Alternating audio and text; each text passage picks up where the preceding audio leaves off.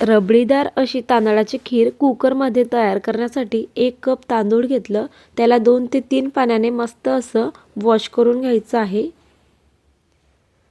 स्वच्छ धुवून घेतलेले तांदूळ कुकरमध्ये घालायचे। आपण इथे संपूर्ण 2 लिटर दुधाचा वापर केलेला आहे, तर त्यामधील 3 कप दूध इथे वापरायचं।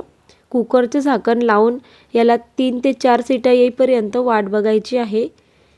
3 ते 4 शिट्या आल्यानंतर स्वतःहून थंड होऊ द्यायचं। कुकर थंड झालं की छान असा मऊ भात शिजलेला दिसेल। यामध्ये अजिबात पाण्याचा वापर करायचा नाही आपल्याला।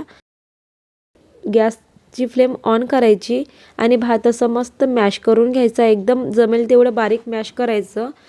उरलेला संपूर्ण दूध यामध्ये घालायचं आहे आणि व्यवस्थित मॅश करून घ्यायचं। तुमच्याकडे जर मॅशर असेल तर त्याच्या सहाय्याने मॅश करून घेऊ शकता।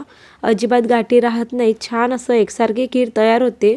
आवश्यकतेप्रमाणे साखर घालायची यामध्ये।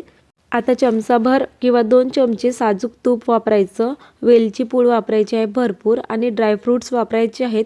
ड्रायफ्रूट्स तुम्ही इथे रोस्ट करून वापरले तरीही चालेल, खूप छान फ्लेवर येतो। आणि केसरचं दूध वापरायचं। 5 मिनिट शिजल्यानंतर मस्त अशी सर्व करायची रबडीदार खीर। व्हिडिओ आवडल्यास लाईक, शेअर, सबस्क्राईब। थँक्यू।